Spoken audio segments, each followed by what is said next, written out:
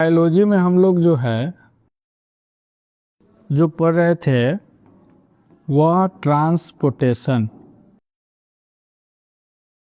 Transportation को हम लोग बोलते हैं हिंदी में परिवहन।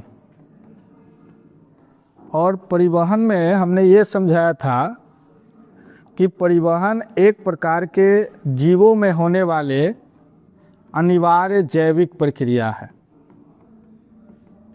और इस जैविक प्रक्रिया के माध्यम से शरीर के विभिन्न भागों में ऑक्सीजन जो होती है या ऑक्सीजन शरीर के विभिन्न भागों में पहुंचती है, विभिन्न भागों में पहुंचती है, ठीक है। और कार्बन डाइऑक्साइड क्या होती है कि शरीर से बाहर निकल जाती है।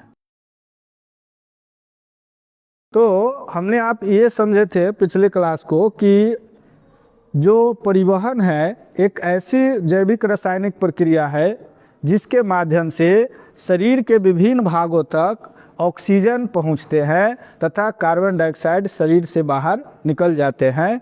या ये भी कह सकते हैं कि परिवहन के माध्यम से आवश्यक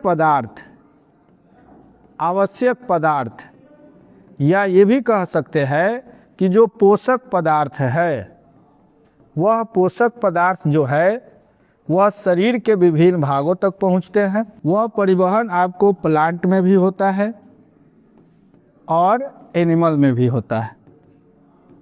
इसमें हम ये समझेंगे कि आखिर प्लांट में किस किस चीज़ का परिवहन होता है और एनिमल में खास करके हम लोग समझेंगे कि ह्यूमन बॉडी में।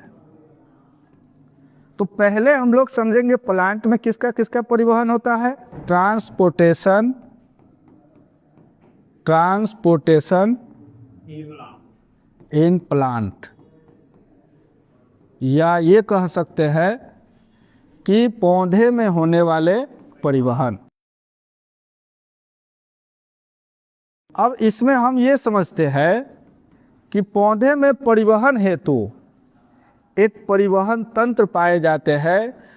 पौधे में परिवहन हेतु एक क्या पाए जाते हैं, परिवहन तंत्र।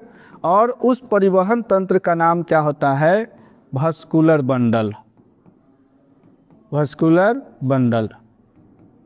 और वस्कुलर बंडल को हम लोग हिंदी में क्या बोलते हैं, संवहन तंत्र। और परिवहन तंत्र के रूप में भूमिका कौन निभाता है पौधे में, तो जाइलम और कौन सा, फ्लोएम। कौन भूमिका निभाता है, जाइलम और फ्लोएम। अब ये समझते हैं कि पौधे में जो परिवहन होता है वह किस किस चीज़ों का परिवहन होता है। तो पौधे में जो परिवहन होता है वह जल का होता है, खनिज लवण का होता है और किसका होता है, भोजन का होता है, ठीक है। तो अब हम यहाँ पर ये समझ सकते हैं कि जो ये जल है और खनिज लवण का जो परिवहन करता है वह किसके द्वारा किया जाता है, जाइलम के द्वारा। जल और खनिज लवण का जो परिवहन होता है वह किसके द्वारा होता है, तो जाइलम के द्वारा होता है, ठीक है। अगर पौधे में कहेगा भोजन का परिवहन किसके द्वारा होता है, तो पौधे में भोजन का जो परिवहन होता है वह फ्लोएम के द्वारा।